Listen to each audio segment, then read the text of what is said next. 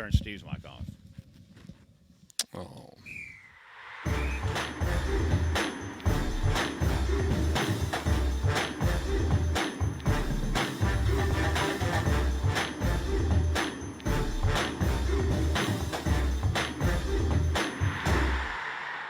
Good afternoon and welcome to Stanford Stadium and the Pony Up pregame show. I am your host, Rich Phillips, here this afternoon for only the second ever meeting between the SMU Mustangs and the Stanford Cardinal. It'll be a 7 o'clock kickoff tonight here at Stanford Stadium. Radio-wise, we will have it over on 96.7 and 1310, the ticket beginning at 6:30 with our pregame show in which I'll talk to head coach Rhett Lashley, and I will also talk to wide receiver and running back and punt returner Roderick Daniels Jr. Joining me here on the Pony Up pregame show, as always, the rest of our radio crew, and that includes Scott Garner sitting beside me here high above Stanford Stadium, where we are getting ready for coming back from the bye week. Finally, it seems like it was so long after winning at Louisville and playing the second ever road game in the ACC for the SMU Mustangs here tonight. Yeah, and what a game it was against the very tough Louisville squad. I tell you what, Rich, looking at that ball game, third straight game that the Mustangs end up scoring on the opening drive. They did it in convincing fashion. This time only 8 plays, as it took them 11 plays the 2 games prior. But 8 plays, 75 yards, 321, and they had a very high percentage of clean looks on the ground, and that really has helped out SMU so much. No negative plays on that opening drive. They just came out, put their foot on the gas, and it was so much fun to watch. Kevin Jennings, we've talked so much about how much he has improved in every single game. The numbers for him get better and better, but his game management also continues to improve. You will have a hard time pointing to a better quarterback in terms of game management and efficiency than Kevin Jennings. I mean, he's just been fantastic, Rich. Yeah, 34-27 was the win at Louisville 2 weeks ago. They were ranked 22nd at the time. Kevin's numbers, 21 of 27, 281 yards passing, 10 carries, 113 yards, and a touchdown rushing. That's 394 total yards. His completion percentage of 77.8%, tied for the 6th best in SMU history in a single game, and he tied for the 8th most rushing yards by a quarterback ever for SMU. Yeah, obviously his accuracy sensational, best all year. But the rollout, so effective, rolling the pocket, well-timed, too, against the Louisville blitz. In fact, that one play where he ran for 59 yards, read the tackle box well, but that second level, and it seemed like any time that Louisville would blitz away, he would tend to tuck it, run with it, made a great read there on that 59-yard touchdown run. So just everything that he seems to be doing, particularly in the decision-making and reading the field, seems to be turning to gold right now. It was a 24-13 SMU lead at the half. Yep. But 2 quick touchdowns by Louisville in the third quarter. Next thing you know, it's tied at 27. I thought, Scott, the 11-play, 89-yard drive culminated with a 1-yard touchdown run from L.J. Johnson with 6:39 left in the game was a defining moment for this team. They took the lead. They won the game because of it, but it was such a masterful drive. And, again, Jennings right in the center of it all. Among the things he did, that 3rd down and 6 at the plus 38 where he was sure to be sacked. And he runs out of there and gains first down. It was a tremendous drive for the offense. And that's what we're talking about. It's not just his throwing ability. It's not just the things that he's doing off the field. It's the game management. It's being able to read everything. And such a far cry from where we saw him in the BYU game. He has improved significantly. I don't know that there's a better quarterback in football that's improved more than he has. I'll tell you what else has improved a lot since the BYU game. The guys in front of him. The offensive line. No doubt. They've experimented with some combinations through the first 3 weeks of the season, have finally set here on this group of 5 that they're playing right now with Savion Byrd at left tackle, the left guard Logan Parr, Ja'Kai Clark to center, Justin Osborne at right guard, and the right tackle P.J. Williams. Yep. And they have gotten so solid in front of him for the last 3 to 4 weeks. You look at P.J. Williams, look at these guys one by one. P.J. Williams, a guy that may have had his best game all year. Awesome push in the run game, particularly on the opening drive. He had a killer block on that opening touchdown run, really finishes off blocks so well on the inside runs that we had against Louisville, but struggle at times to pass protect. because Ashton Gelati is a really good defensive end for Louisville. Can't blame him as far as that goes. Now Savion Byrd, he made some adjustments in that second half. Stayed lower, stayed with great leverage, was able to mirror his guy much better than early part of the ball game last week, 2 weeks ago rather. But Ja'Kai Clark, a guy that has been steady. He's been very consistent in pass protection. I thought he had a good game. Logan Parr too, great job in pass protection. Really helped Byrd too on delayed blitzes late in that ball game. So all of those guys really working well together, Rich. They've only given up 6 sacks, and they've only given up sacks in 2 games. 3 in the BYU game and 3 in the Florida State game. They've kept the quarterbacks clean everywhere else this season. They have, and you look at it in terms of comparing that to, let's say, a team like Stanford that's giving up 19 of those, 121st in the country. There's only one team that's just been awful in that category, and that's South Carolina, who has not been bad today. They had given up 26 sacks going into this week, worst in the country. So Stanford's struggling in that department. As far as defensively, a little bit concerning with the big plays given up, among them an 86-yard touchdown that tied the game up. But when it counted, they made big plays. I thought the pass rush really improved as the day went on in Louisville. They ended up with 3 sacks, and then with about 2.5 minutes left in the game, Isaiah Wakobe pretty much sealed it with his interception in the end zone. He did. That was a huge play, but he had a big day, and he's done well as of late.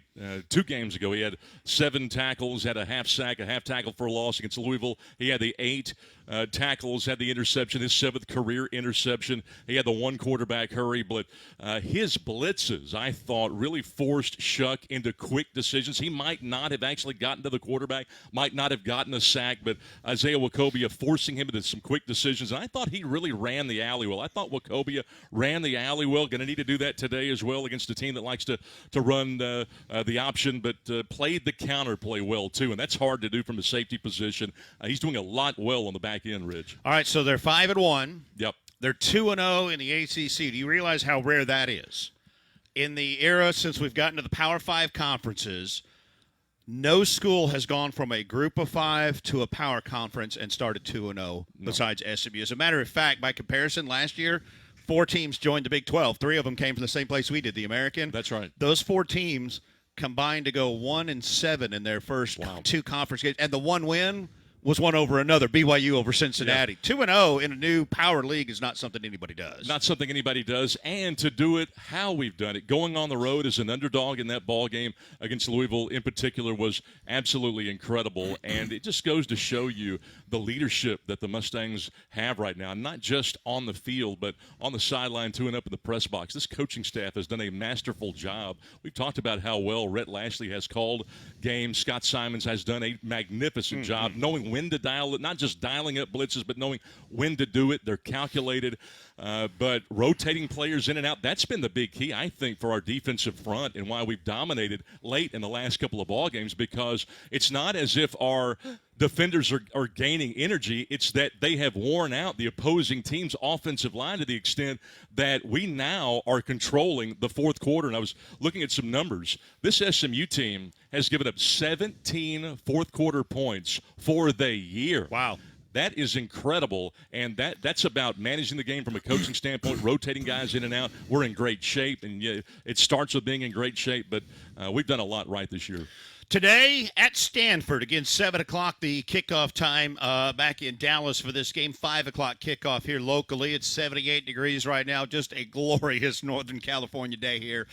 Temperature dropping down into the 60s throughout the game here tonight. Stanford 2-4 on the year, just 1-1 in the league. They've lost their last 3. This team's all predicated on their quarterback. Ashton Daniels has thrown for 707 yards, 5 touchdowns, but 6 interceptions. And he also leads the team with 292 rushing yards, and that's the challenge facing the defense today. And he's got decent numbers. 5 touchdowns, 6 INTs doesn't look good, but 60% is not terrible. He doesn't have a whole lot of support around him. You and I have talked about that, but he's got a nice arm. He's got the ability to slide in the pocket. This Stanford quarterback can be very elusive. threw well on the move against Notre Dame. You watch him throw the ball on the run. He does a good job of that, but he can hit targets in that third level even when he gets pressure off of his back foot. We saw that a couple of times against the Irish, but his biggest threat is being able to run with his legs. This speed option that Stanford runs is unusual and certainly unlike a lot of RPOs that most teams run, but he's very tough when he runs the football, this quarterback. He finishes off runs really well, sometimes to his detriment. He takes a lot of hard hits, kind of like Kevin Jennings. We've talked about that this year, but he's done a better job of looking off the safety when he's trying to throw to that third level. Did not do that well against Syracuse when he threw an interception or two in that ball game, so he's improved in that area as well, Rich. It's not all RPO with him, though. There's a lot of quarterback power they're going to run tonight, too.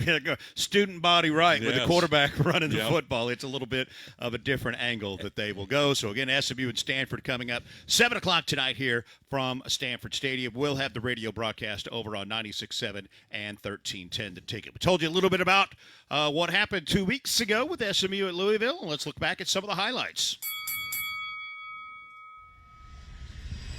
The Louisville Cardinals host the SMU Mustangs in a game that will be the first ever ACC road game for SMU. I've got Louisville highly in this game. I got Louisville by a bigger margin. I have them winning 34-24. I think they are the better team. I think SMU is in for a rude awakening. The Rumble in the Jungle Park. All right. So for those of you who don't know, that was a fight against Ali when he was the underdog. Okay, going against Foreman, who was the heavyweight champion. All right.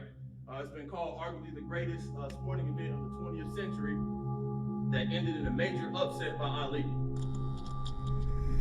right, them versus us. Okay, so that's the fight. That's when we step in the ring. There's going to be some punches thrown, okay? But the thing that we know, that we're going to prepare this week, and we're going to trust in our instincts, right? Just like the other plan. We need to go out there, see the fight, hold the punches, keep my hands up, play my game, be who I am, right? They know about us, just like he said. They know we fast, they know we physical, they know we strike, and they can't run and they can't hide. So when they show up, we show up, and the ball is put down, all we got to do is trust the game. Let's get ready to rumble! This is a fun team to watch when they put it on. Smith in motion. Give it to him on the jet sweep. First down and more. What makes the Lewis so hard to defend? Robert Daniels, touchdown. Boy, how easy did the Ponies make the first drive look? The game is emotional, as this one is. Quarterback run. Jennings into the secondary. Kevin Jennings is down. So Preston Stone up and warming up. Timing play. Front left corner of the end zone. Keyshawn Smith. Touchdown. Well, there's some confidence shown in the backup quarterback as Preston Stone comes right in and tosses a touchdown pass. So it's a one-on-one matchup, so pick up this first. Here comes the blitz. It's clean. Shot down and out. Diving attempt incomplete. So far for these defenses, that's a win. So 4 total possessions in the game, and all 4 possessions have produced points. Chuck goes down. It looked like he might have shaken free from the rush of Elijah Roberts, but Roberts wins the battle and gets a 12-yard sack. And now the defense is starting to feel a little bit more in this game. Now safety's back in the deep middle of the field. The C's part, and there goes Jennings. No one home on 3rd down and 2. Touchdown. 59 yards. It's a one-possession game again, but still plenty of time for this quick strike SMU offense with 2:23 on the clock. 4-man rush. Jennings dancing in the pocket. He escapes. Stays behind the line of scrimmage for the moment, and now scrambles for a first down. Just a little delay run. Rogers from 55 to try and add to the SMU lead. He's got it with room to spare. And that's the end of the first half.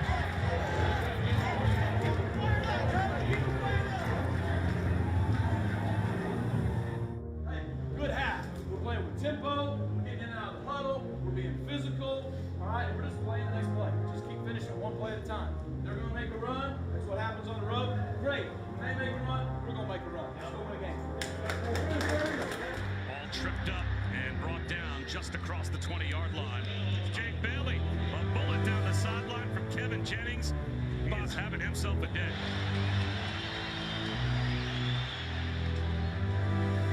Rodgers is 2 for 2.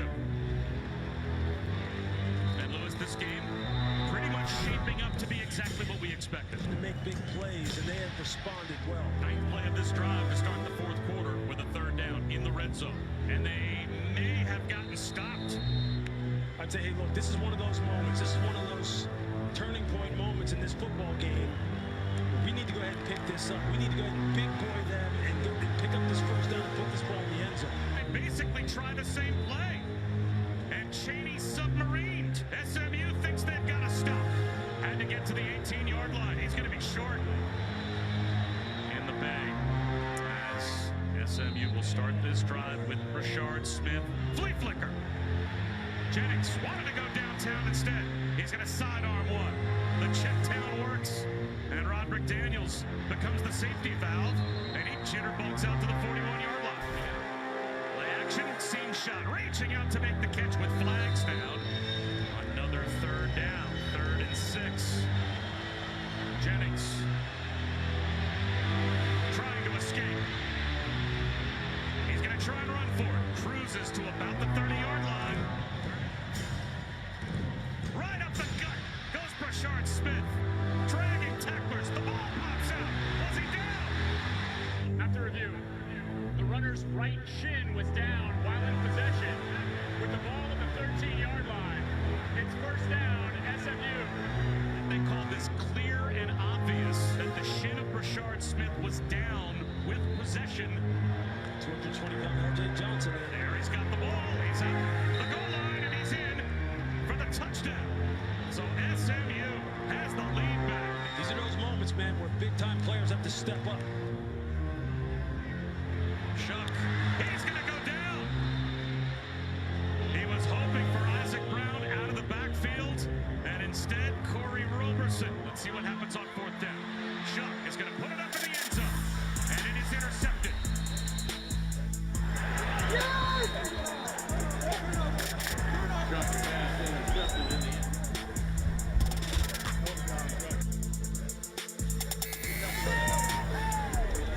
Hey, you know what I'm saying? Hey, we going back to the south, back to the belly. Let's go!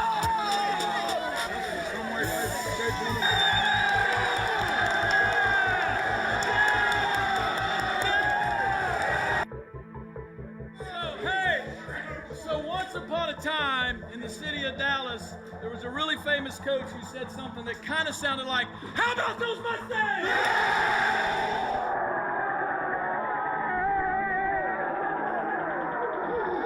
There you have it. Some of the highlights from 2 weeks ago. SMU with the win on the road at Louisville, getting SMU into the top 25 last week and moving up during the bye week to the top 25 this week, 21st in the AP poll this week, 23rd in the coaches poll. Rich Phillips here with you. Hypo Stanford Stadium, where the Mustangs are playing tonight against the Cardinal. 7 o'clock kickoff time over on 96.7 and 1310 The Ticket. Time now for Rhett to the Point. These are clips from Rhett Lashley's weekly show, the Pony Express Show, that is over at Ozona Grill and Bar Wednesday nights at 7 o'clock.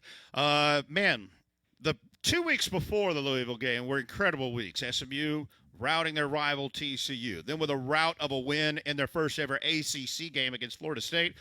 And believe it or not, they went out and topped that, winning on the road the following week at Louisville. Anytime you get a conference road win in whatever conference you're in, it's a big deal. Because, you know, to build a program, you got to start with defending the home, which over the last several years we've won at home a lot, and that's great. But to win conferences, to win championships, to compete for championships, you have to travel and win. And to be able to win on the road is a big deal. And then to do it at a ranked school that in our league is one of the better environments. You know, they're talking about their game with Miami this week and what a challenge that is for them. I think it was special, and I think our guys, you know, sometimes how you win is really important. We played really, really well majority of the game, even when the game got tied and got tight and their crowd really got into it. our guys showed a lot of composure with how they finished that game. And as he alluded to, they had a sellout this afternoon there in Louisville for Miami today. We talked about Kevin Jennings playing. Coach also loved the big day from his quarterback. He just keeps getting better and better, and he played really well when we needed him to on the road. Thought he started fast the first play of the game, hit Roderick Daniels on an explosive play that just kind of got us going. And he'll tell you he missed 2 deep balls to Jordan, or he'd have thrown for 400, but just the poise he has, obviously the ability he can extend plays, the touchdown run. I thought there was a couple really big plays. I mean, we ran a flea flicker, and he ends up scrambling and throwing it back to Junior, who handed him the flea flicker. Yeah. I've never seen that before, unless it was a called screen, which some people do. Early in the first half, there's a big 2nd and 17. He scrambles at Keyshawn, gets us to the 3rd and 2, which then he runs a 60-yard touchdown. But the biggest one was that last drive. We're going. We get a first down. Okay, it's 3rd and 6. He drops back and scrambles for a first down. Like, those are the plays that you got to make to be a big-time quarterback on the road and win, and he did that. By the way, that's Rowan Lashley joining us here, also with Coach, one of his twin daughters who joined us on the show on Wednesday night. Right at the end of the first half of that game on Saturday at Louisville, a 55-yard field goal from Colin Rogers. Career long for him, and in the process, he became the all-time leading scorer in SMU history. That was a big kick. I believe that's the one right before half that got us the 2-score lead. And we had just gotten close to being in range, and we kind of – our 2nd and 3rd down calls didn't go where we wanted, and it was right at the edge of his range. And wind wasn't a major factor. And so a lot of times you just – we knew he could kick it from that far, but you kind of – Coach Cooper and Coach Horny will judge in pregame how he's kicking it. He had been kicking it well, so I'm like, hey, can he make it from here? They're like, yeah, he can make it from here. I'm like, okay. And then I think they called a timeout and tried to ice him. And, that thing would have been good from 65. Oh, yeah. It was deep, and so – now he's at a new standard, so we'll kick it from midfield next time if we need to, right? Sure. Sounds like a great plan. Kick a 60-yarder. By the way, that's what the kicker says his range is when I asked him recently. Tonight, here against Stanford, we told you about the dual-threat quarterback, Ashton Daniels, who is also the leading rusher for the Cardinal and obviously has Rhett Lashley's attention. This is the best running quarterback we'll have seen this year, and that's stressful for a defense. You ask any defensive coordinator, that's something Kevin's brought to our offense a little bit. Like, when a quarterback can extend plays and make plays with his feet, it scares the defense because they can be right and still be wrong, and then the way they're using them, they run a lot of designed quarterback runs like Nevada did at times. And so you heard Jonathan McGill say +1 runs. That just means because the quarterback's now running the ball, they actually have an extra player in the run game on their side. But that's a challenge because it's one thing if a team maybe has been struggling a little bit and their quarterback can't move, but when he can move, kind of all bets are off. He could get hot for a game and play really well, and it's going to be tough to stop him. That's what the Mustangs defense will try to do here tonight as they play Stanford. That is the Rhett to the Point segment. It is brought to you by our sponsor, Origin Bank. Origin Bank knows what strong teams can accomplish, but working together, Oregon's trusted advisors help you keep your financial goals within reach. Get the right people on your team today at Origin Bank, member FDIC. Kickoff is 7 o'clock tonight. We'll have the radio broadcast over on 96.7 and 1310 The Ticket. And joining us on that broadcast is a guy joining me now up here in the press box at Stanford Stadium as well. It is our sideline reporter, Steve Lansdale, with his view from the sideline. And the view you're going to have tonight is going to be up close to one of the better receivers that we have seen and probably will see against SMU this year. Absolutely. At the beginning of the year, when people started to evaluate what SMU and Stanford and Cal would bring to the Atlantic Coast Conference, almost every description of Stanford started with Alec Iomanner, their wide receiver. He sort of burst into the national headlines last year when he absolutely torched Colorado for 13 receptions, 294 yards, which is only the second best in the history of the Pac-12, and 3 touchdowns. And talking to cornerbacks coach Ricky Hundley, he said exactly that Alec Iomanner, there you go, is in fact the best receiver that SMU has seen this year. You look at him, he's big. He's 6'2", 210. He's fast. He's got great hands. But Coach Hundley said the things that really jump out to him are his route running, which is incredibly precise, and the thing nobody thinks about with wide receivers, which is his blocking. He's been described as sort of a runaway offensive lineman sometimes. And the reason that is relevant is because Stanford likes to run quarterback Ashton Daniels a lot. Obviously, he's their leading passer. He's also their leading rusher. And when you have a guy like Io Manor who's downfield, who can take out defensive backs, that becomes significant. So one thing worth watching today is the different ways that SMU tries to deal with number 13. Yes, they'll play a lot of man on him, but they'll play some zone. They'll press him at the line. They'll drop into deeper coverage just to give him some different looks and try to get him a little bit uncomfortable, because if you can either contain or control him, you're not going to eliminate him completely. But if you can contain him and limit his production, that goes a long way toward limiting the two best offensive players Stanford has, him and Daniels.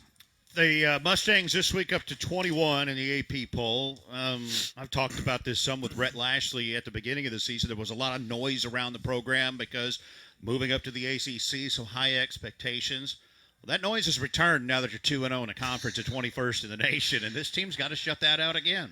Yeah, that noise has returned. And look, the noise really picked up steam when SMU whacked TCU a few weeks ago. And then when they ran Florida State out of Ford Stadium, that was awfully exciting as well. But it was 2 weeks ago in Louisville that it all changed, as you said, as you and Scott were discussing. Going on the road, beating a nationally ranked conference opponent on the road makes it different. And you start to have that bullseye on your back. And from my standpoint on the sideline, some of those Louisville fans were trying to get in the heads of the SMU players on the bench. I know it's normal when you go on the road. The other team's fans are going to be yelling, my team's going to beat your team, and that kind of normal chatter. But it was a little more intense in Louisville. And you've got to believe that if the wins keep piling up for SMU, that chatter, that noise, that intensity from the fans is only going to increase. And how does SMU respond? Last week or a couple weeks ago when Louisville fans were getting after the Mustangs, there were a couple of SMU players who were talking back and were quickly sort of ushered away from the stands. And it's going to be interesting to see how they maintain their composure, how much they are able to tune all that out. It's in the stands, but it's noise everywhere, and that's going to be something you have to deal with as the team gets better and better. That's the view from the sideline with Steve Lansdale. Steve will be back here shortly when we pick our games. And, of course, he'll be down on the sideline tonight on our radio broadcast on 96.7 and 1310 The Ticket. Time now here on the Pony Up pregame show to meet the enemy, the SMU Mustangs, playing here in Stanford. Only the second all-time meeting between these two schools. Scott Garner back here with me now. Let's just say our travel here was a little bit better yesterday than the last meeting. Yes. Because that was in 1935 going to New Year's Day 1936 when SMU and Stanford played in the Rose Bowl, and they got here on trains. 6 of them departed out of Dallas to come this way. We took a little airplane this time. Worked a lot better and a lot quicker probably, too. Yes. This Stanford team, they are a little bit challenged offensively. They're 122nd in the nation in passing, 118th in total yards. They only score 20 points per game, and the defense has got to keep that offense down like that again here tonight. Yeah, we talked last year about, how this SMU team has been improving. Stanford trying to do that. They really, last year, starting from ground zero under Troy Taylor, this is his second season. Last year, again, they were 3-9. They allowed 41 sacks last year as a team. They've allowed a ton this year, not quite as many, not quite on pace to give up over 41, but you're right. They have struggled a little bit on offense. And the reason why you talk about their quarterback running so much quarterback counter and power is because, quite honestly, they don't have guys that they can just hand it to that can be workhorses. They've got 2 freshmen that are running backs, so their top 2 running backs are freshmen. Their top 2 wide receivers are underclassmen as well, so they really have started from ground zero. Now, they've been in a lot of games. They ended up defeating Syracuse. Yep. And I went back and I watched some of that ball game, and I thought, that must have been some game that Stanford played. And they did play a very good game, but I thought Syracuse really underachieved in that ball game, which is one of the reasons why Stanford won that. But so I thought Syracuse sort of lost that ball game rather than Stanford winning it. And when you watch them against Notre Dame, the size really bothered Stanford last week against the Irish. I think that's going to be the case at times in some matchups this week, but they do. They run a lot of speed option. They're going to run a lot of screens. They run a ton of screens because of defenses that, quite frankly, get a little over aggressive aggressive against them. So they do a good job of calling screens, but they've got to be good in that area. Otherwise, they could find themselves down 2 or 3 scores early in games. They will certainly look to run the ball, not just with their quarterback, Ashton Daniels, who leads them in rushing, but they have 3 guys at 230 or better yards. You mentioned the 2 freshmen, Scott Chris Davis has run for 233, Micah Ford for 230. And, heck, even their backup quarterback, Justin Lamson, they're going to bring him in a short yardage situation because he's really a power runner. He has 3 rushing touchdowns on the season. They're only 3 rushing touchdowns of the year, by the way, from the backup quarterback. It's interesting because, what we talk about, if you have 2 quarterbacks, you don't have one. Sometimes that can be the case for Stanford, but you're right. It's going to be more than Daniels perhaps tonight. Lamson, a guy that, speaking of Syracuse, a Syracuse transfer, he took some what they really consider Wildcat snaps out of him earlier this year, but he's been doing a good job of getting to the point of attack, so we'll see how they manage that tonight. They don't throw a lot, yet they still give it up 19 sacks, and then defensively, they've got a lot of injuries in their secondary. They've been shuffling around there. They're 117th in the country in pass defense. They also give up almost 31 points per game. They're struggling a little bit on that side. They are, and sometimes they get a little run heavy. They get to the line of scrimmage a little bit earlier than they should, and that's why you saw Notre Dame throw actively against it early last week. Those Notre Dame linemen, they were really able to work to the second level. I thought it put their second level, their linebackers, to a disadvantage in that ball game. Ton of missed tackles, too. Stanford missed a lot of tackles in the Notre Dame game, but that speed, that Irish speed, forced the second and third level guys, the Mike linebacker and the safeties, to take some bad angles. We'll see how they adjust today, but watch this. They will bring that safety down pre-snap, and they will put the end, they'll drop the end in coverage once the ball is snapped. But we talk about their linebackers. Tristan Sinclair, he's a good one.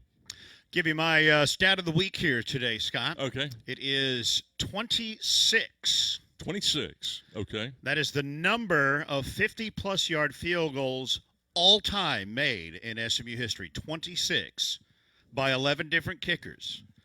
And one guy has made 7 of the 26, and it's the guy that'll kick here tonight. I know who this is going to be. Yeah, he's been pretty good. Colin Rogers has 27% of the made field goals of 50-plus in SMU history. 7 in his career, far above the old record of just 4 that Thomas Morstead had. This season, he has 5. 5 just this season, which breaks Morstead's old single-season record of 3.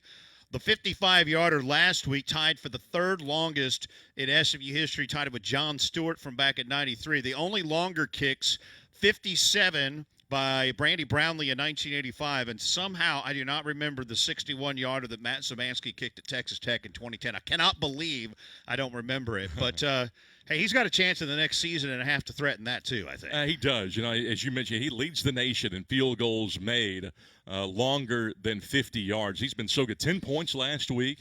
He had the 4 PATs, the 2 field goals, but obviously you talked about the SMU scoring record now at 293. It was 288 done by Doak Walker, Eric Dickerson, and Xavier Jones, I believe it was. Oh, just those guys? Yeah, just those guys. Just those guys. Yeah. Pretty good record he broke a couple weeks ago, and we're glad to see Colin continue to kick here for SMU tonight. It is SMU and Stanford, 7 o'clock tonight from Stanford Stadium. Let's look at a few other games as we go to our picks of the week, brought to you by Origin Bank.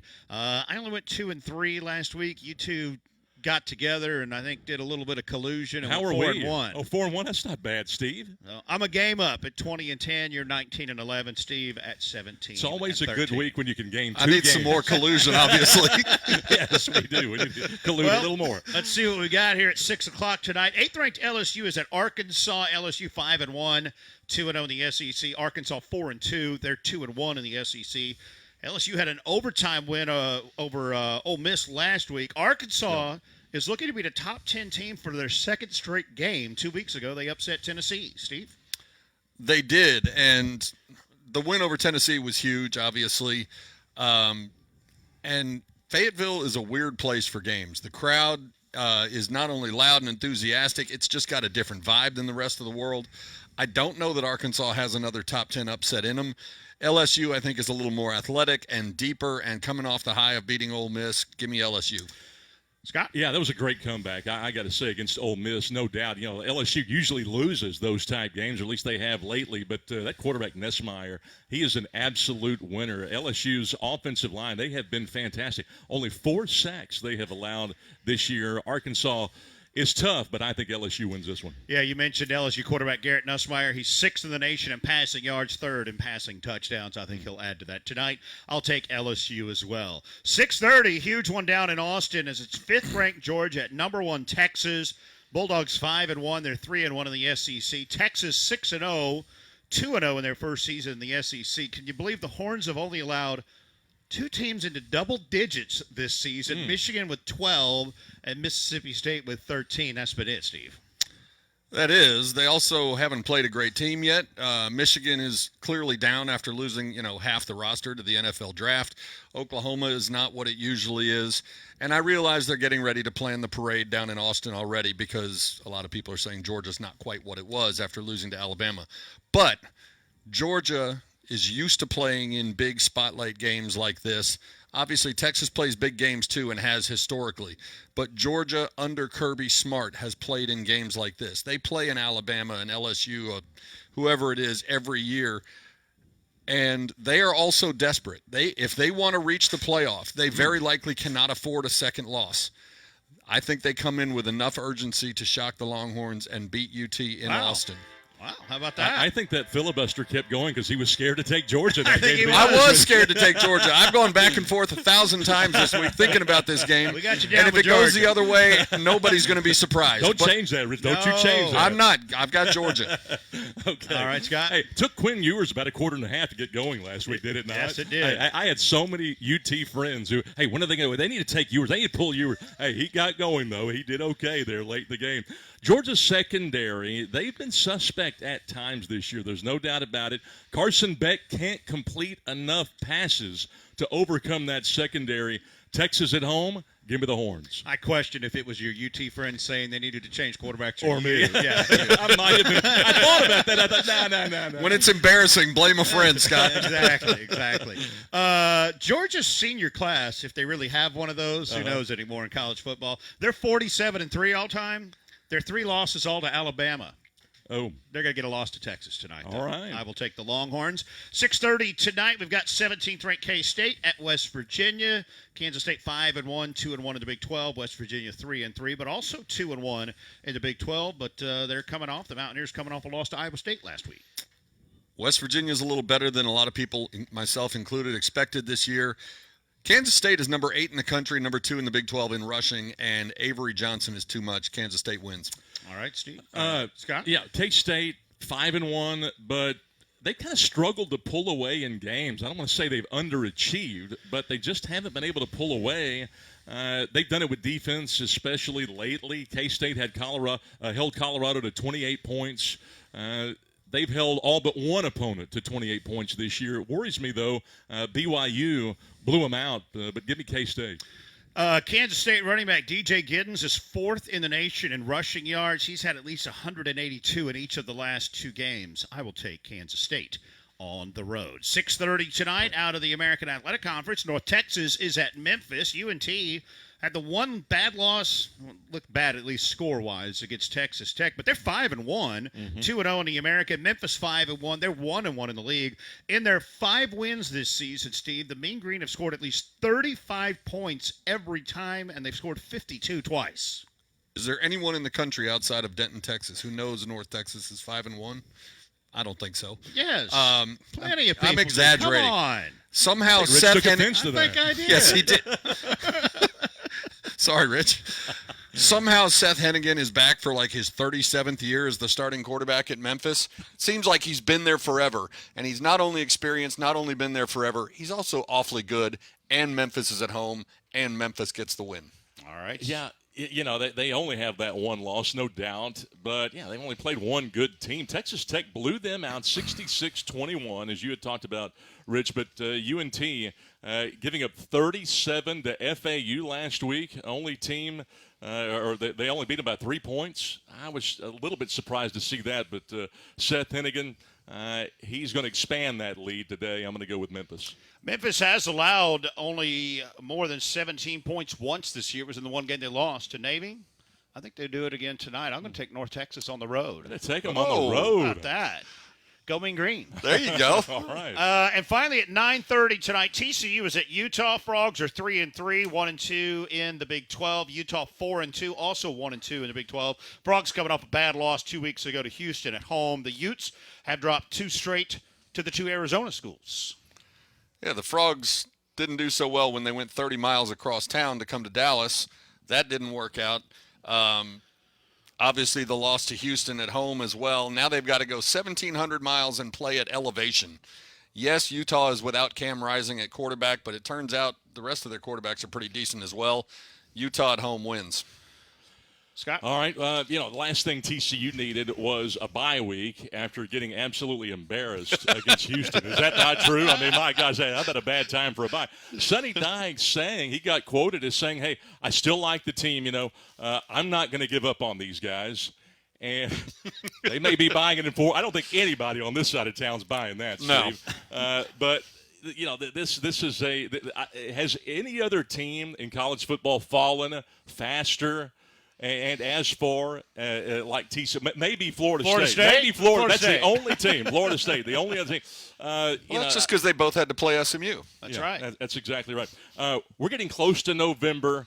No way TCU goes on the road and beats the Utes. I'm going to go with the Utah on this one. TCU cannot stop the run, and Utah's Micah Bernard averages 113 yards per game. I will take Utah at home as well. There's our Pick'em feature brought to you by Origin Bank, sponsoring the Pony Up pregame show once again this year. Origin Bank knows what strong teams can accomplish. By working together, Origin's trusted advisors help you keep your financial goals within reach. Get the right people on your team today at Origin Bank, member FDIC. All right, it is SMU and Stanford coming up not too long from now. 7 o'clock tonight is the kickoff here for the Mustangs and the Cardinals. Scott, give us a couple more keys to success for SMU this evening. Sure. Key number 1 for the Mustangs, got to be sound defending the option tonight. Stanford's best player is their quarterback. Ashton Daniels, a dual threat, good at running speed option. Got to be sound in the assignments, outside backer safety. Got to be able to take care of that. Also, he loves, as you mentioned, Rich, he loves the quarterback draw, the quarterback counter. He's been reading a lot better lately, so that's key number 1. Got to be sound defending the option. Can't let Stanford hang around in this ball game. Syracuse's only loss came to Stanford. Stanford made Clemson sweat earlier this year, pulled away in the fourth quarter to beat the Cardinal. Take Stanford's will away, get them to their breaking point early tonight. That's key number 2. And number 3, don't over-pursue on defense. A lot of teams do that against Stanford. Can't do that tonight. Stanford's good at taking advantage of that against overly aggressive teams. They're going to use a multitude of screens against that tonight. SMU got to play with an edge, but not over-pursue. And SMU's played fundamentally sound defensively the last couple of games. Don't expect them to over-pursue tonight. The Mustangs doing a really good job on the road, and hopefully that continues tonight. Those are the 3 keys. All right, again, it should be a beautiful night here in Stanford, California. Not a cloud in the sky, about 78 degrees. We'll get down into the 60s throughout the game tonight. Join us on the radio broadcast. Our pregame show starts at 6:30. I will talk to head coach Rhett Lashley. I'll also talk to Roderick Daniels Jr., Mr. Do Everything these days for the SMU offense. Kickoff is at 7. We're on 96.7 and 1310 The Ticket. We're on the SMU Mustangs app, and we're also on Sirius XM channel 193, so be sure and join us for that. We'll do this again in a week. It'll be another 5 o'clock start when we'll do the Pony Up pregame show when SMU plays at Duke. Again, join us tonight, 7 o'clock for kickoff, SMU and Stanford, and let's all pony up.